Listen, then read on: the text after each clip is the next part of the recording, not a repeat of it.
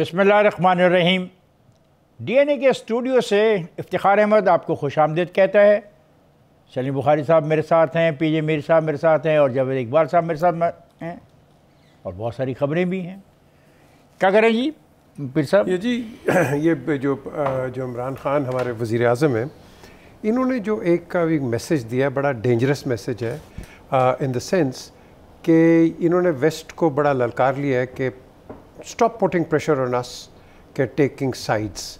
This is a very important message I think. ये बुखारी साहब, हाँ, इसी के हवाले से दूसरा एक अहम दौरा भी होने जा रहा है। वो हमारे chief of army staff general Bajwa जो है वो यानी अमेरिका जाएंगे जी। तो दोनों सिमतें हैं, एक वेस्ट है एक ईस्ट है। अगर आपको याद हो वज़ीर आज़म शौकत अजीज़ ने कहा था लुक ईस्ट पॉलिसी अडॉप्ट करें अगर आपने सर्वाइव करना, तो इसके ऊपर तफसील से बात हो। लेकिन बुखारी साहब उसमें ये भी है, वो एक है कि east is east, west is west and the twain shall never meet. They never will. And they never will. Yeah. जी ये जावे। अच्छा, मेरा ख्याल है कि हमें अपनी सिक्योरिटी के मामलात को भी देखना है और उस हवाले से जो रिसेंटली सिक्योरिटी के खदशात के हवाले से जो मामलात अफ़गानिस्तान से चलते हुए, ईरान से होते हुए बलूचिस्तान और फिर TTP जिस तरह ग्रो कर रही है, तो हमें और शेख रशीद साहब ने तो ऑर्डर आ दिया कि आने वाले वक्त में ये एक्टिविटीज़ बढ़ेंगी। तो मेरा ख्याल है हमें इस पर भी बात करनी चाहिए कि इसकी क्या इम्प्लीकेशन आनी है आगे। और बात यह है कि बड़े अहम मामलात हैं, लेकिन फिर मैं तवज्जो दूँगा अपने सारे दोस्तों का कि कुछ तो देखें कि क्या हो रहा है हमारे पाकिस्तान में, तालीम के शोबे में, सेहत के शोबे में, रोज़गार के शोबे में, डिसिप्लिन के शोबे में। क्या हमारी गवर्नेंस चल रही है? हमारी सियासी पार्टियों को क्या हो गया? क्या उनके पास कोई मंसूबा है? ये जो मैंने इशू रेज़ किए हैं इनसे हमें निकालने के लिए, कभी कोई कन्वेंशन किया है इन्होंने इस मामले पे? कोई कॉन्फ्रेंस की है? जब कभी भी ये प्रेस कॉन्फ्रेंस करते हैं या कोई कन्वेंशन करते हैं तो ये जो चीज़ें मैंने आपके साथ शेयर की हैं तो उनके प्रोग्राम में शामिल नहीं है। और मेरा मसला वही है, मैं एक आम आदमी हूँ, एक आम शहरी हूँ। मेरे कंसर्न ये नहीं है कि कौन डिफेंस मिनिस्टर बनता है और कौन इंफॉर्मेशन मिनिस्टर सूबे का बनता है और पंजाब में वो क्या बैठती है, हुमा किसके कंधों पे बैठती है और वो चीफ मिनिस्टर बनता है, उसके पास बम प्रूफ गाड़ियाँ होती हैं। ये मेरा इशू नहीं है।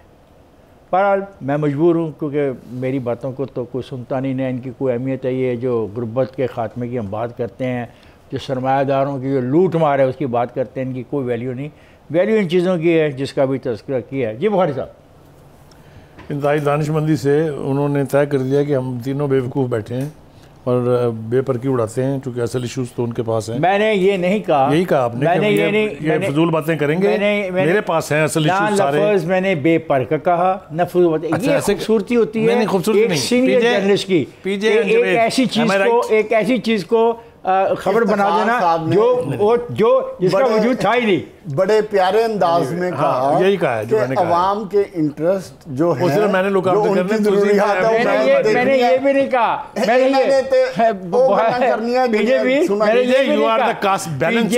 पीछे मैंने ये भी नहीं कहा कि मैंने करने हैं। मैंने तो तवज्जो दिलाई है कि इन्हीं पे भी शायद कभी हम बात कर लें। मैंने इतनी बात की जी। हालांकि हमारे प्रोग्राम में खान साहब, ऑन ए सीरियस नोट, जितना आपने इन इश्यूज़ को उठाया और जितनी हमने इस पर गुफ्तगू की, मेरा नहीं ख्याल कि कोई और करता होगा। Anyway, having said that, coming back to prime minister's visit to China.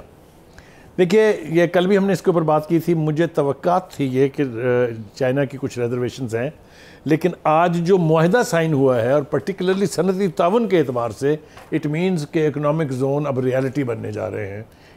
ये मैं पूरी उम्मीद हूँ, क्योंकि पहले क्या था? पहले मुआहदा नहीं था, हमारा ख्याल भी था और कुछ हक़ाइक़ भी ऐसे थे कि काम स्लो था। इफ्तिखार, मैं बुखारी साहब की बातों का जवाब दूंगा। अच्छा, ठीक है। एनीवे, दूसरी बात यह है कि इस दौरे के साथ मिला हुआ एक दूसरा दौरा है जिसका तज़किरा मैंने किया कि हमारे आर्मी चीफ जो हैं वो वेस्ट जाएंगे। अब ये दोनों ही ऐसे ममालिक हैं अमेरिका के, हम बहुत पुराने जो हैं एलाइज़ हैं। 70 साल हमने उनकी खिदमत की और उस खिदमत की हमें हर दफ़ा किसी न किसी बिट्रेयल की सूरत में उनसे उसका इनाम मिला है। ये तफसील का मौका नहीं है। PL 480 से शुरू हो जाए अगर आप, तो पाकिस्तान का न्यूक्लियर प्रोग्राम, फिर F-16 की डील, फिर सैंक्शंस, एक लंबी सैंक्शंस, फिर सैमिंगटन अमेंडमेंट, दिस दैट और अदर। वजह आप मटेरियल कहते हैं, वो तो साफ कह चुके हैं कि उनको आप पे ट्रस्ट नहीं है। उन्होंने तो सरकारी तौर पे कहा कि पाकिस्तान डबल गेम करता है। नहीं, लेकिन आज उनके जो स्पोक्समैन का बयान है, लॉन्ग टाइम उनके स्टेट स्पोक्समैन का जो बयान है वो ये है कि पाकिस्तान उनका स्ट्रेटेजिक पार्टनर है और उन्हें चीन के साथ इसके पाकिस्तान के ताल्लुकात में कोई एतराज नहीं। एक दूसरी बात, देखिए गुजारिश ये है कि हमारे ऊपर चारों तरफ से प्रेशर है।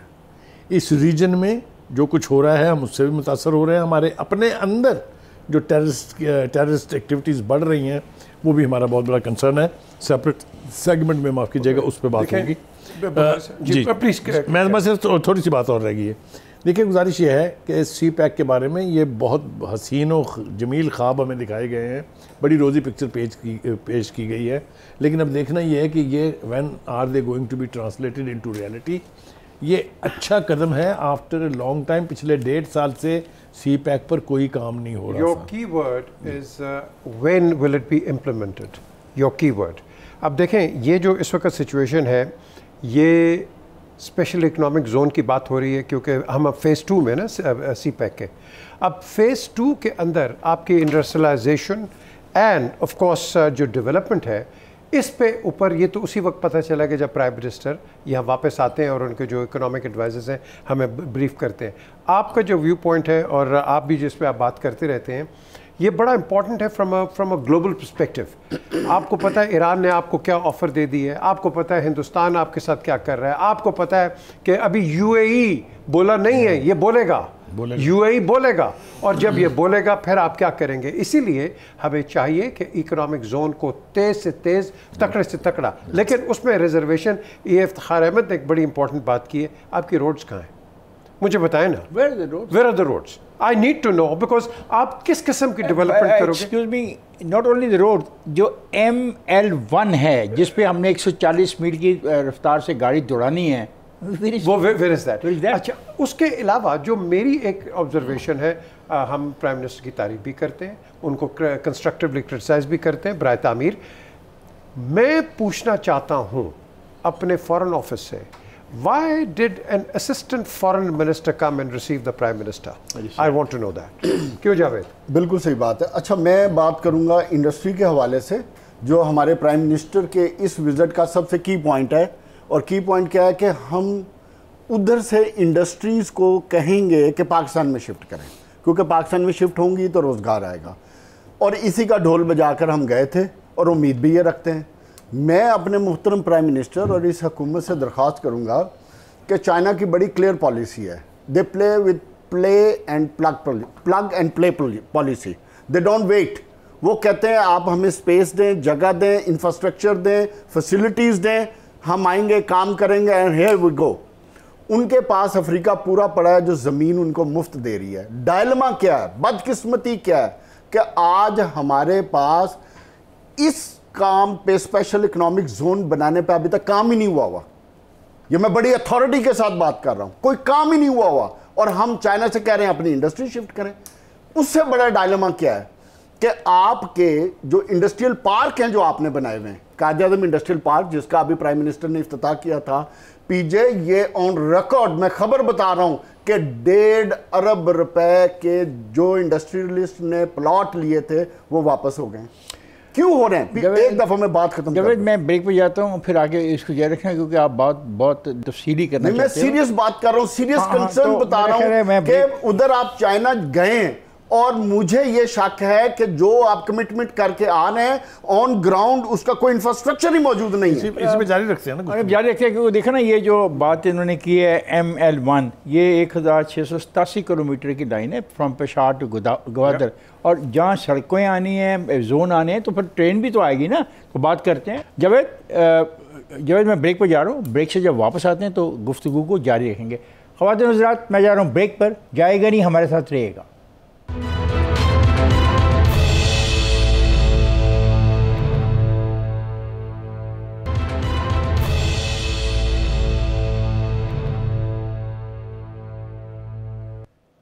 वेलकम बैक ख़वातीन हज़रात।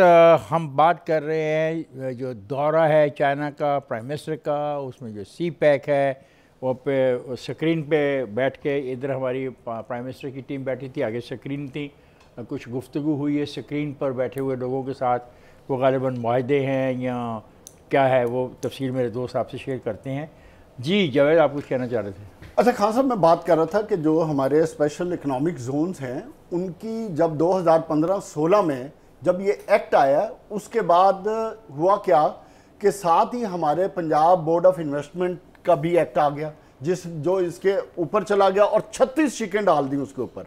बदकिस्मती क्या है कि जो लोग ऑलरेडी इंडस्ट्रीज लगा रहे थे, जैसे कायद-ए-आज़म इंडस्ट्रियल पार्क में, उन्होंने भी अपने वापस लेना शुरू कर दिया, इसलिए कि आपने इतनी ज़्यादा कॉम्प्लिकेशंस डाल दी हैं कि कोई भी अब इंडस्ट्री इधर लगाने को तैयार नहीं है। मेरा पॉइंट ये है कि अगर जब तक आप ऑन ग्राउंड इंफ्रास्ट्रक्चर नहीं बनाएंगे, किसी इन्वेस्टर को नहीं ला सकते। पर एकड़ 2 करोड़ रुपया खर्च आता है। आप चाइना के साथ 10,000 एकड़ की बात करने जा रहे हैं कि आप इकोनॉमिक जोन बनाएंगे। आपने कितना पैसा खर्च किया ऑन रिकॉर्ड, ये मैं बात कर रहा हूं, फेडरल गवर्नमेंट ने या पंजाब गवर्नमेंट ने? भालपुर की बात। अच्छा नो, तीसरी बात जो अब इस पे आ जाए, पंजाब की बात कर लें। पंजाब में एक इदारा पिडमिक, पिछले महीने से लेके अभी 1.5 महीने से लेके अभी तक उसकी कोई मैनेजमेंट ही नहीं है। इंडस्ट्रियल बोर्ड्स की मैनेजमेंट ही एग्जिस्ट नहीं कर रही इस वक्त, और इवन जो सीईओज और सीएफओज वो थे, वो भी निकाल दिए गए और एडहॉक का सिस्टम चल रहा है। कहने का मकसद ये है कि आपने अगर फॉरेन इन्वेस्टर लाना है, चाइना से इंडस्ट्री लानी है, तो हमें पहले अपने घर को दुरुस्त करना पड़ेगा। कैसे करेंगे? देखें, सबसे पहले share with the parliament, share with the people, share with the representative. आपके पास इंफ्रास्ट्रक्चर मौजूद है ऑलरेडी। नो, इन्होंने जो बात की है, that is nail on the head, but on top of committee एक बना लो सेनेट की और नेशनल असेंबली की, हर महीने बोले बताए क्या हो रहा है। ऑलरेडी पंजाब में बोर्ड्स बने हुए हैं, मेरे में केपीके में बोर्ड्स बने, मैं बता रहा हूं आपको। आपके लिए में अखबार में मैं नहीं पढ़ता, 15-20 साल से बने इश्तिहार देते हैं। आपके लिए में नहीं है तो आप चेक कर लें, आप चेक कर लें। एक सेकंड, सिंध में भी मौजूद है। ओ भाई, मेरे सेहत कार्ड का इश्तिहार ज्यादा जरूरी है या इतने बड़े प्रोजेक्ट के बारे में मुझे इन्फॉर्म रखना जरूरी है? परवेज साहब अपने दौर में ये बना गए थे और शहबाज शरीफ ने आके उसके बाद इस पर बहुत काम किया, नए इकोनॉमिक जोन्स बनाए। ऐसी बात नहीं है इंफ्रास्ट्रक्चर मौजूद नहीं है। Please correct me if I am wrong. ये चले, ये मोडालिटीज बता रहे, इन्होंने एक नेल ऑन द हेड किया है। आपका जो भी फॉरेन इन्वेस्टर इधर आता है, आपकी कायद-ए-आज़म सोलर पार्क जो आपने बनाया है, लिटिगेशन, आप में जाते हैं, लिटिगेशन। सर, अगर आपके रिस्पेक्टेड ऑनरेबल कोर्ट्स अगर ये इसके अंदर आ जाएंगे एग्जीक्यूटिव के डोमेन में, तो मुझे बताएं कौन सा आपके पास प्लीज। इधर जो 1.5-2 अरब के इंडस्ट्रियलिस्ट ने वापस किए हैं, उसके पीछे कॉम्प्लिकेशंस हैं, रिट्स नहीं है, कोर्ट्स नहीं है इसमें। मुझे इजाजत है प्लीज। अगर आपकी गुफ्तगू का मैं 50% मान लूं, तो मुझे लगता है कि सीपैक नाम का कोई प्रोजेक्ट है नहीं है, हवा में है, कागजों पर नहीं है ना। ऐसा नहीं है, बोलने देना मुझे, अब आप अपनी बारी पर बोल लीजिएगा, आप इसको अंडू कर लीजिएगा। ये ना इसके अंदर डायरेक्ट फॉरेन इन्वेस्टमेंट इन्वॉल्व है, ये चाइना पाकिस्तान का एक जॉइंट वेंचर है जिसमें तमाम चीज़ें पार्लियामेंट से भी अप्रूव्ड है, कैबिनेट से भी अप्रूव्ड है। इसकी बाकायदा एक स्ट्रेटजी है, इसका बाकायदा एक होल यानी काम करने का तरीका है। एक बात मैंने इसी प्रोग्राम में ऐड कर दूं, ए ने क्या काम करना और बी ने क्या काम करना। वही आ रहा हूँ ना, कल हमने कहा था ना ये कि हमारी गलती ये है कि चाइना ने अपने हिस्से के 16 इकोनॉमिक जोन बना दिए हैं, हमारे यहाँ अभी मैंने ही कहा था ना, शुरू भी नहीं हुआ। तो मैं भी but again that does not mean कि सीपैक नाम की कोई चीज नहीं है। नो, आपको कोई नहीं कह रहा कि सीपैक एग्जिस्ट नहीं करता। MLR 1 की बात हो रही है, काम नहीं कर रहा। MLR 1 की बात हो रही, रेल रूट जो है जी, उसमें अब शेख रशीद साहब को कौन पकड़े, इस वक्त मौजूदा जो वजीर रेलवे हैं उनको कौन पकड़े। कुछ ऐसा काम था जो इन्होंने यहाँ अपना करना था, जो लिंक्ड है उस रेलवे प्रोजेक्ट के साथ। अगर ये अपना काम ही नहीं करेंगे तो चाइना के हवा में बना दे उसको। आपने इसका जवाब कल दे दिया था कि जब आप पूरी डॉक्यूमेंट्स शेयर करना शुरू कर देंगे तो ट्रस्ट डेफिसिट आ जाएगा। उसी की वजह से डिले हुआ है, चाइना के पार्ट पर डिले इसलिए कि there is a trust deficit. Repetition हो रही है। आपने इसका जवाब दे दिया है कि इम्प्लीमेंटेशन होनी चाहिए, and when the prime minister comes back, let's wait and see कि what he brings with us. लेकिन ये मैं तो सिंपल एक बात कहता हूँ कि जो आपने माहदा किया, इस माहदे पे गेम चेंजर का लफ्ज़ इस्तेमाल किया गया। माहदे में बहुत डेप्थ थी क्योंकि चाइना की बहुत बड़ी ज़रूरत है। चाइना को दुनिया का पूरा एक फेरा लगा के अपनी चीज़ों को दुनिया में भेजना था। चाइना के पास बेहतरीन तरीका ये था कि इस सड़क को इस्तेमाल करे, केकेज को इस्तेमाल करे, फिर हवेलियाँ आए, हवेलियाँ से वो ट्रेन में गुड्स को ले जाए और गुड्स को ग्वादर ले जाए। और फिर उसका एक ये भी है फ़ायदा कि अगर ये डेवलपमेंट हो जाती है तो this can go to Afghanistan and from Afghanistan to Europe. तो दिस ये बहुत बड़ा प्रोजेक्ट है। We can feed Central Asia. ये बहुत बड़ा प्रोजेक्ट है। इस प्रोजेक्ट में हमारा रोल बड़ा इंपॉर्टेंट है क्योंकि हम इसके बेनिफिशरी हैं, बड़े बेनिफिशरी हैं।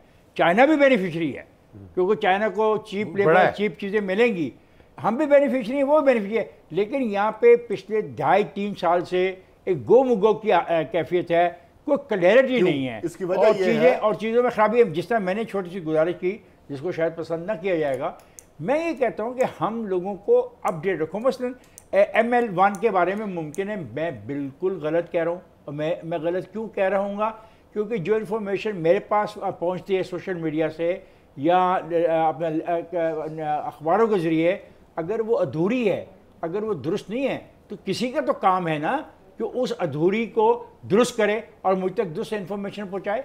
देखिए, मैं आपको अर्ज़ करूँ, इसमें कोई ऐसा प्रोजेक्ट चाहे वो चाइना से है चाहे वो किसी से भी है जिससे हमें बेनिफिट पहुंचता हो, वो ना भारत चाहता है, ना अमेरिका चाहता है, ना इसराइल चाहता है।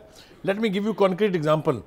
अगर ईरान की गैस पाइपलाइन जो हमारे बॉर्डर तक पहुंची हुई है अगर पाकिस्तान में आ जाती तो यहाँ ना एनर्जी का क्राइसिस होता, ना बिजली की लोड शेडिंग होती, and the cheapest gas in the world. क्यों? इसलिए कि आप जियोपॉलिटिकल स्ट्रेटजी में फंस गए ना। हम अमेरिका को राजी करने से बाहर निकलते ही नहीं है। और वही जो आज अमेरिका ने IMF के साथ खेल खेला, आपके साथ इमरान खान का नहीं है, इसमें नवाज शरीफ साहब ने भी कुछ नहीं किया, इसमें जरदारी साहब ने जो कि बहुत बड़े पायनियर थे शुरू उन्होंने कराया था ये। जरदारी साहब ने भी तो आप देखें लास्ट बताऊं आपको, लास्ट मोमेंट पे करके गए। हमें अमेरिका के फॉरेन ऑफिस का लेटर आया, फॉरेन ऑफिस में, मैं कॉन्क्रीट मिसाल दे रहा हूँ कि एनी फर्म स्मॉल और big if they will work with Iran regarding gas pipeline that firm will be blacklisted across the world। हमारे फॉरेन ऑफिस की अजीम कारनामा देखें, उन्होंने उसका लेटर के ऊपर एक कवरिंग लेटर लगाया और तमाम को उसकी कॉपियां भेज दी पूरे पाकिस्तान में। ये तो हमारा हाल है। तो अब बताइए बुखारी साहब, आप जज्बात से हम बाहर आ जाएं। जो ईरान की पाइपलाइन है वो उसका हम फ़ायदा नहीं उठा सके किसी गैर मुल्की दबाव की वजह से। अब जो बात आप बता रहे हैं, उस अफसर को क्या सज़ा दी हमने? उस अफसर नहीं, उस लीडरशिप को सजा मिलनी चाहिए ना। अफसर का कसूर तो नहीं है। क्या सजा दी? पूरी लीडरशिप को सजा मिलनी चाहिए। असल इशू ये है अफसर का, अफसर की क्या मिलाना यार। देखो एक सेकंड, मान लिया ना यार, पाइपलाइन और लेटर को छोड़ दें, लेटर तो एक छोटी चीज है। नो, असल क्वेश्चन है कि जिस लीडरशिप ने ये डिसाइड किया था लाने का, उसके बाद की और उसी लीडरशिप ने अपनी टाइम में उस पे एग्जीक्यूशन क्यों नहीं शुरू कराई? That is the point. और अहम बात, ईरान को हमने कहा हमारे पास पैसे नहीं है, उन्होंने कहा हम फंड कर देते हैं। उन्होंने कहा हम आपकी पाइपलाइन फंड करके आपके घर तक पहुंचा देते हैं। अमेरिका देख भाई साहब, आपने इतनी प्यारी बात की है। CPEC आज जहां खड़ा है और उसमें मुझे से जाहिल आदमी को जिसके पास मुकम्मल इंफॉर्मेशन नहीं है, और मेरे पास अगर मुकम्मल इन्फॉर्मेशन नहीं है तो उसकी जिम्मेवारी मेरी हुकूमत पर है कि हुकूमत ने आवाम को इस काबिल नहीं समझा कि उसको अपडेट करते रहें। मतलब आम छोटे छोटे कामों के, एक मिनट प्लीज़, आम छोटे छोटे कामों के इश्तिहार तो अखबारात में फ्रंट पेज पे आते हैं। जो ये प्रोजेक्ट है इसके बारे में मुझे आगाह रखना, तालीम देना और मुझे हौसला देना, ये हुकूमत का काम है ना, मेरा काम तो नहीं है। अब आपने जितनी बात प्यारी की पाइपलाइन के बारे में हमें पता है गैर मुल्की दबाव था, तो फिर माने फिर CPEC पे गैर मुल्की दबाव है, प्रेशर है तो है तो कौन नहीं मान रहा? फिर इसमें कौम को कॉन्फिडेंस मिले। अब बताएं कौम को कि जनाब देखें, आप बड़े बहादुर बनते हैं, अमेरिका के बारे में आपका रवैया कुछ और है, हिंदुस्तान से आप ट्रेड करना नहीं चाहते हैं, लेकिन इस मामले में मुझे नहीं समझ आती आप क्या चाहते हैं। लेकिन एक लफ्ज़ आप वापस लें, मैं इस पर शदीद मजम्मत करता हूँ आपके इस लफ्ज़ पे कि मैं जाहिल हूँ। आप जाहिल नहीं हैं, आप अपने आप को दूसरों को जाहिल समझते हैं। आप दूसरों को समझते हैं। अच्छा, लेकिन ये बात ठीक है।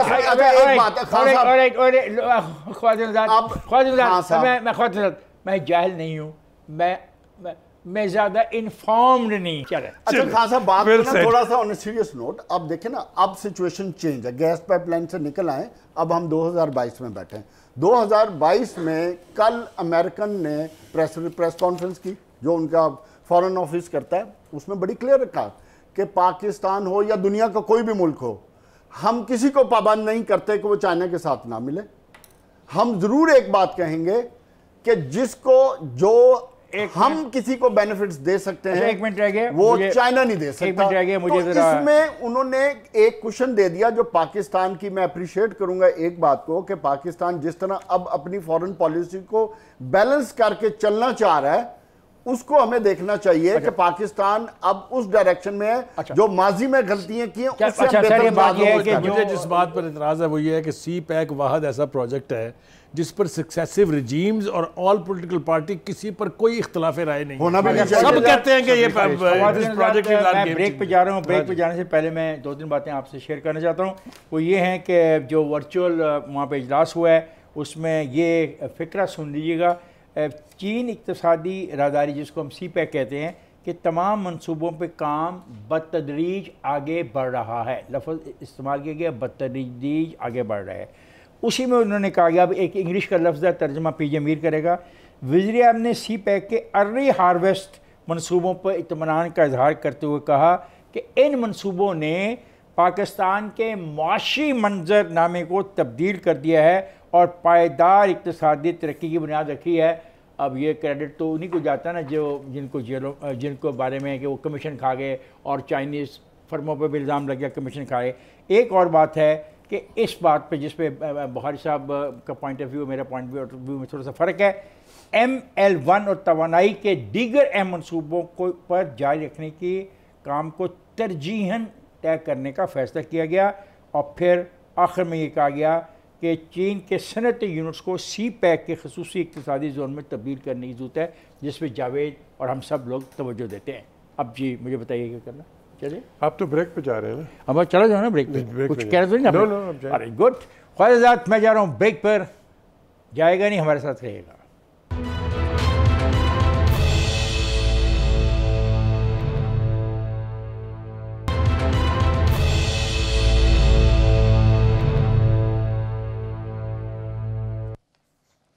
वेलकम बैक ख्वाहिशात। असल में इंसान गुस्से में होना तो वो बड़े अजीब अजीब फैसले करता है, और खा वो प्राइम मिनिस्टर हो खा मेरी तरह का हो। वो एक हमारे ओलंपियन हैं राशिदुल हसन, उन्होंने कहीं एक बयान दे दिया कि इमरान खान जब कंटेनर पे थे और बातें कर रहे थे हर चीज़ को बेहतर करने की, तब्दील करने की, अच्छा करने की, सब खराबियों को ख़त्म करने की, तो उन्होंने कहा था कि मैं हॉकी जो है कि खेल को सही रास्ते पे लाने का दावा करूँगा। और लेकिन गलती ये हो गई कि इस ओलंपियन राशिदुल हसन को अल्लाह जाने किसने कहा कि तुम ये बात याद कराओ प्राइम मिनिस्टर उसको इमरान खान को। उसने ये बात याद करा दी कि गुज़िश्ता 3 सालों के ज़मीनी हक़ाइक़ इसके बरअक्स है। नतीजा ये हुआ पीजे मीर साहब और जावेद साहब और बुखारी साहब, अल्लाह आपका भला करे, कि उनको 10 साल के लिए पाबंद कर दिया गया है कि वो हॉकी में खेल ही नहीं सकते, ना खेल सकते हैं ना किसी एक्टिविटी में हिस्सा ले सकते। शुक्र करें उन पे केसेस बना के नैब केस नहीं बन गया उन पे। यार ये आप बहुत काम की बात करते हैं। वेरी गुड जी। देखिए गुजारिश ये है कि वो है मसला हमारा कुछ हमने इस किस्म के वाक़यात सुने हैं, 2 केसेस हैं हमारे पास जहां मिलिट्री डिक्टेटरशिप होती है, जहां कोई बयान जो है वो सुनने की ना हिम्मत होती है ना टॉलरेंस होती है, और अगर कोई बोल पड़े तो उसको ऐसी सज़ा दी जाती है कि उसकी नस्लें भी याद रखें। इस वक्त इलेक्टेड गवर्नमेंट है, अपने आप के बहुत बड़े जमहूरियत का अलंबरदार होने का दावा भी किया जाता है, और फिर इस तरह का स्ट्रॉन्ग रिएक्शन कि एक रिनाउंड इंटरनेशनल प्लेयर जो है वो अगर सिर्फ ये याद दहानी करा दे कि किबला आपने कहा था कंटेनर पे खड़े होके कि मैं जब इक़्तिदार में आऊँगा या PTI जब इक़्तिदार में आएगी तो हम हॉकी के मसाइल को हल करेंगे, वो आपने वादा पूरा नहीं किया। ये टोटल जुर्म है उसका। भाई साहब एक और जुर्म है। एक रोज़ कबल जो भारतीय आर्मी का चीफ है उसने कहा कि जनाब जंग बंदी इसलिए जारी है, नहीं लोगों की सोच देखो कि जंग बंदी इसलिए जारी है क्योंकि भारत ने ताकतवर पोजीशन से बात की थी। अब मुझे बताएं बुखारी साहब क्या? मैं बताता हूँ आपको। मेरे ख्याल से उस शर्म नाम की चीज़ उनके पास से गुजरी नहीं है। उनको ये पता नहीं है कि भारत के फौजियों के साथ चाइना के बॉर्डर के ऊपर क्या हुआ, जहाँ कान पकड़वा के उनके फौजियों की परेड करवाई गई और इस तरह की जूतम पजार की गई उनके साथ कि उनको डूब मर जाए। चित्रौल जी सही लफ्ज़ है। और दूसरा, कश्मीर में आपकी फौजियों के साथ क्या हुआ, साइकिक हो रहे हैं वो नहत्ते कश्मीरियों को काबू करने की पोजीशन में नहीं है। ये है आपकी अचीवमेंट। आप हमारे यहाँ आए थे ना बालाकोट में, क्या हुआ, आपके साथ डूब मरे। आप में हिम्मत कैसे हुई ये बयान देने की? आपके फौजियों में कितने गट्स, कितनी हिम्मत है, वो जरा पूछ के देखें, जो खुद कहते हैं कि 10 पाकिस्तानी हमारे 100 प्रभारी हैं। आपको तो शर्म आनी चाहिए थी ये बयान देते हुए। आपके फौजियों का तो मोराल देखें जाके, उसका लेवल क्या है दुनिया के क्राइटेरियंस के मुताबिक। फर साहब, ये जो अनफॉर्चुनेट चीज़ है, ये जो स्टेटमेंट आई है from the Indian chief general Mukherjee से, देखें, पाकिस्तान को कहते हैं कि वो पोजीशन ऑफ सम इम्पोर्टेंस, हमने बिल्कुल इम्पोर्टेंस से बात की है कि जो इंडिया के साइड से इन्फिल्ट्रेट करके इधर आ जाते हैं एक्सीडेंटली और इधर से उधर चले जाते हैं, उनको प्रोटेक्ट करने के लिए हमने कहा है कि आप इमीडिएटली स्कर्मिशेस पे इन्वॉल्व ना हो। Simple as that. क्योंकि देखें, वहाँ आपके जो लोग हैं एक दूसरे के रिश्तेदार इस साइड पे हैं और इस साइड पे हैं, और वहाँ कम से कम कुछ नहीं, इस साल ही 2000 वायलेशन हुई हैं। पीछे वो बात ठीक है, लेकिन पीछे उसका ये कहना है कि जंग बंदी इसकी जारी है कि हम ताकतवर पोजीशन में, तो इट इज सर देखें इफ्तिखार साहब, हमारा स्टांस बहुत he can say what he likes, why should he से, यस व्हाई शुड, मैं बताता हूं he can say what he likes. Sir ये नहीं होता। एक सेकंड, मैं पीछे भी है फ्रांसर है, हम 22 करोड़ लोगों की कौम है, कोई ये तो नहीं है वो कोई छोटा सा मुल्क है। एक अर्ज कर जवाब दे दिया। हमारा स्टांस ये है कि हम आजाद कश्मीर में LOC के ऊपर फायरिंग इसलिए नहीं करते कि उधर भी मुसलमान है और इधर भी मुसलमान है। एक सेकंड जब तुम आगे जाओ, मैं तुम्हें एक मदद करने के लिए एक फिक्रा बताऊं जो आज इमरान खान ने कहा है।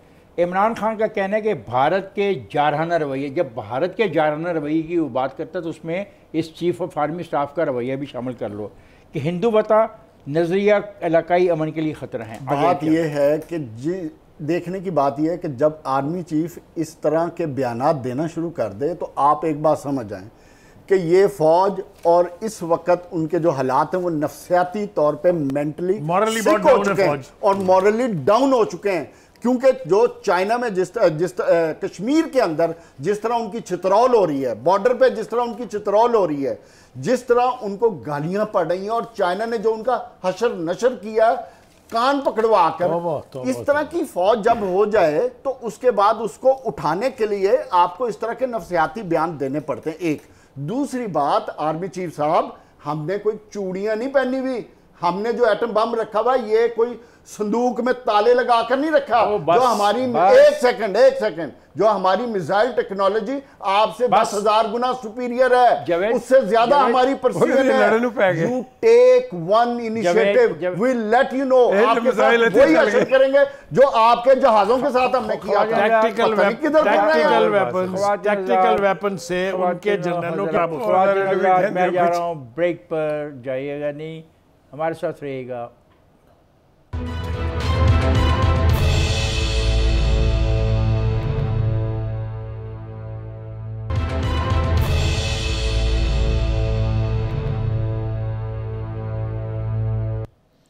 Welcome back ख्वाजात।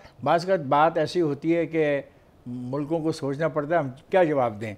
वो अपना राहुल गांधी है, उसने कहा कि जनाब जो रवैया है बीजेपी की हुकूमत का, उसकी बिना पे जो पाकिस्तान है वो चीनी कैंप की तरफ उसका झुकाव हो गया। अब ये सवाल अमेरिका के जो हैं लोग उनसे भी किया गया। उन्होंने कहा कि हम उनके इन मामलात में तो नहीं बोलते, लेकिन उन्होंने ये कहा कि पाकिस्तान अब भी अमेरिका का स्ट्रेटेजिक पार्टनर है। जब ये बात हो गई तो दूसरी तरफ क्या हुआ कि एक डिबेट चल रही थी यूक्रेन के बहरान के हवाले से। वहाँ पर जब बहस शुरू होने के लिए कि बहस हो या ना हो, भारत ने अमेरिका के खिलाफ रूस को वोट दे दिया। ये तो दुनिया की वोट नहीं दिया खान साहब, उसने साथ दे दिया, सपोर्ट किया। मैंने सपोर्ट करना यही है ना कि वोट को जिधर रूस गया उधर चला गया। अब देखिए जी, हर साहब मुझे बताएं, ये कालेदम TTP के साथ मुज़ाकरात नहीं बढ़ सकते। शेख रशीद साहब 2-3 हफ्तों से कभी बढ़ा रहे हैं, कभी नहीं बढ़ा रहे हैं, ये मामला क्या है? मेरा ख्याल से रियलिस्टिक बयान है, इसलिए कि खोस्त में जो कई महीनों से गुफ्तगू हो रही थी उसके नतीजे में उन्होंने सीज़ फायर ख़त्म कर दी और उसके बाद ऑपरेशन शुरू कर दिए पाकिस्तान में। मेरे ख्याल से ये हजीमत से भरपूर बयान है। देखिए सर, वो कह रहे हैं अब फिर हमारा बहुत बातचीत की गई, ये भी तो कह रहे हैं यार। वो देखें, बातचीत फिर वही बात है, टेररिस्ट के साथ डायलॉग नहीं हो सकता। हम मेरा नहीं ख्याल इस पोजीशन से वापस जा सकते हैं। हम तालिबान हुकूमत के साथ बात कर सकते हैं कि इनको अलाउ ना करो, इनको एलिमिनेट करो, यहाँ ये पाकिस्तान के खिलाफ ऑपरेट कर रहे हैं। हम उनके आगे जाके सबमिट नहीं कर सकते। बुखारी साहब, नहीं करना एक मेरा बड़ा सिंपल सा सवाल है, एन ऑब्जर्वेशन है। आप हर अपने मीडिया के अंदर एक हेडलाइन लगाते हैं 10 जवान शहीद हो गए, टेलीविज़न के ऊपर 50 जवान शहीद हो गए, और फिर आपके पास ये विंडो कहाँ से आती है कि जिनको आप शहीद करते हैं उनको कहते हैं कि हमसे बात करो। उनके कातलों से बात कैसे हो सकती है? कैसे कातलों से बात हो सकती है? फिर वो कहते हैं कि जी अब तो तालिबान जो है ये एक्सटॉर्शन पे आ गए हैं पेशावर के अंदर। फिर वो कहते हैं कि जो तालिबान है basically they are not under the control of the Talibans in Afghanistan. तो फिर what who are we talking about? जहाँ तक टीटीपी का ताल्लुक है, मैं ये समझता हूँ आने वाले वक्त में हम इनको कंट्रोल कर लेंगे, इसमें मुझे कोई डाउट नहीं है। जिस तरह माजी में हमने स्वाद क्लियर किया तो ये इतना बड़ा इशू नहीं है। देखने की चीज़ क्या है कि टीटीपी इन आइसोलेशन कुछ नहीं है। असल चीज़ जो टीटीपी के फिनांसर्स हैं, सिंपथाइजर हैं, सपोर्टर्स हैं, जिनमें हमारे बहुत से दोस्त ममालिक भी हैं जो उनको सपोर्ट कर रहे हैं, हमें उन पर नज़र रखनी चाहिए। एक बात। दूसरी बात, उनका एजेंडा एक ही है, उनको तकलीफ एक है कि पाक चाइना ताल्लुकात क्यों बढ़ रहे हैं, गवादर क्यों बढ़ रहा है, सीपैक क्यों बढ़ रहा है, पाकिस्तान और अफगानिस्तान के ताल्लुकात क्यों बढ़ रहे हैं, और तीसरा उनको सबसे बड़ी तकलीफ ये है कि जो 20 साल हमने तालिबान में अफगानिस्तान में बेसिस बनाई थी, अपने घर बनाए थे, अपनी चीज़ें बनाई थी, वो तो सारे ख़त्म हो गए। तो अब चूंकि प्रॉब्लम अफगानिस्तान में सबसे बड़ा ये आ रहा है जिसकी वजह से उनको ये तकवीयत मिल रही है कि पाकिस्तान में ऐसी सिचुएशन क्रिएट की जाए, उसके पीछे one of the only reason ये है कि तालिबान अभी तक इस्टेब्लिश नहीं हो सके उधर। क्यों? कि उनके पास पैसा नहीं है कि अपनी पुलिस को, अपनी फोर्सेस को तनख्वाहें, इक्विपमेंट और उनको यूनिफॉर्म दें जिससे वो लॉ एंड ऑर्डर की सिचुएशन को कंट्रोल कर सकें। क्योंकि सबसे बड़ा इशू यही है कि जो लीगल गवर्नमेंट गवर्नमेंट आपको अमेरिका ने एग्रीमेंट करके वो गवर्नमेंट बैठी है, और अमेरिका से एग्रीमेंट के साथ लीगलाइज तो नहीं हो जाती ना, पूरी दुनिया ने माना नहीं, तो अमेरिका छोड़ के क्यों गया? मेरी जान, उनके पास लोकल मैंडेट तो नहीं है। नहीं है लोकल मैंडेट। एक सेकंड, लीगल एग्रीमेंट क्या होता है? ये इंटरम अरेंजमेंट है मेरी जान, ये इंटरम अरेंजमेंट है, इलेक्शंस होंगे वहां। So what is the then legal identity की डेफिनेशन क्या है? After elections. Okay, now it is an interim arrangement. The last segment of the today program is ये जो खैबर पख्तूनख्वा में इंतखाबात हो रहे थे लोकल बॉडीज की हुकूमतों को, जो 27 मार्च को होने थे जी, 27 मार्च को होने थे। अब वहाँ पे पटिशन आई है कोहिस्तान और नारान के अमायदीन ने कहा पेशावर हाई कोर्ट के एबटाबाद बेंच में कि इलेक्शन मुलतवी कर दिए जाएँ। अब 27 मार्च को होने वाले जो इंतखाबात हैं वहाँ पे वो मुलतवी कर दिए गए, मुलतवी करने का 7 फरवरी तक कर दिए गए हैं। तो अब मुझे समझ नहीं आती, वो उसमें एक बर्फ़बारी का मसला है, बर्फ़ पड़ी हुई है, ये तो हकीकत है, और मुहर्रम का अपना रमज़ान का मसला आ रहा है। तो मुझे लग रहा है कि बहुत बड़ा दंगल होने वाला है पूरे पाकिस्तान में इस अपना रमज़ान के बाद। क्यों? पंजाब में भी इलेक्शन, खैबर पख्तूनख्वा में भी election, and may be in Sindh also. Iftikhar साहब, जब जिन साहबों ने ये डेट अनाउंस की थी उनमें ये सोचने की सलाहियत नहीं थी कि 27 या 28 मार्च को क्या सिचुएशन होगी। एक बात। दूसरी बात क्या है कि रमज़ान तो अप्रैल में है, तो रमज़ान का बहाना क्यों बना रहे हैं? देखें, ये मुलतवी क्यों करवाए जा रहे हैं? मुलतवी इसलिए करवाए जा रहे हैं कि बुनियादी तौर पे पीटीआई को ये बात समझ आना शुरू हो गई है कि अब अगर वो लोकल बॉडीज में जाते हैं तो उनको शिकस्त ही होनी है। उस चीज से बचने के लिए सारे आधे इलेक्शन में तो हो चुकी है। क्यों? इसलिए वो मुलतवी करा रहे हैं। सरदार यूसुफ इस फोरम से एक बात, पाकिस्तान मुस्लिम लीग नून ने इसको कंडेम किया, सरदार यूसुफ वगैरह पटिशनर में शामिल था मेरा ख्याल है। उसने कहा जी, और सही है, जो इलाका है ये नारान का और कोहिस्तान का जो सारा है ये बर्फ़ में है, ये मार्च के एंड में बर्फ होगी? मार्च के एंड में नहीं, ये नहीं, अप्रैल में बर्फ जाएगी। मार्च के 15 या के बाद कुछ इलाकों से ख़त्म होनी चाहिए होगी। ठंड तो होगी ना। दूसरी बात है कि ये पॉइंट रेज भी गालबन PMLN के जो पार्टी है उसने रेज किया, जिसने भी रेज किया। इलेक्शन देखें, इलेक्शन प्रोसेस होते रहे तो वही ठीक बात होती है। ये कोई तरीका नहीं है। अगर आप जमहूरियत की बात करते हैं, जमहूरियत में हीले बहाने नहीं चलते। जमहूरियत के टाइम पे चीजें होनी चाहिए। हमें किस चीज की जल्दी है कि मैं जीत जाऊं, तुम जीत जाओ, ये जीत जाओ? 4 साल हो गए, जल्दी है, आप इलेक्शन तक नहीं करवा सकते। सर बर्फ है तो give relief to the people. मेरा ये ख्याल है शायद इसकी वजह ये है कि गालिबन JUI और PMLN के दरमियान को बहुत बड़ी अंडरस्टैंडिंग होती हुई भी नजर आ रही थी पार्ट 2 में। ये मेरा ख्याल है। आपका ख्याल ज़्यादा गलत नहीं है, आपका ख्याल दुरुस्त है। देखिए वहाँ KPK में PTI को ये यकीन हो गया है कि फेज़ 2 जो वो इलाके हैं जहाँ PTI बहुत पॉपुलर नहीं है, जिन इलाकों में वो पॉपुलर थी वहाँ देख लिया क्या चल रहा है। मैं आपको बता रहा हूँ कि पंजाब में भी ये कराएगी। ख़वातीन हज़रात, आज का प्रोग्राम ख़त्म हो जाता है। मुमकिन तौर पे जिन सब्जेक्ट्स पे हम बात कर सकते थे हमने की। वक्त हमारा साथ नहीं देता, घंटों चाहिए इस किस्म की बातों के लिए। मैंने पहले भी कहा है, गालिबन हमारे पास काम कोई और होता नहीं कि हम इन चीज़ों पे बात करें। और जो मैंने आगाज़ में बात की थी उस पर भी बात करने के लिए हमारे पास इतना ही वक्त होना चाहिए जितना हम इन पॉलिटिकल मामलात पे बोलते हैं। मुझे और मेरे साथियों को आज के प्रोग्राम से इजाज़त दीजिए। खुदा हाफिज़।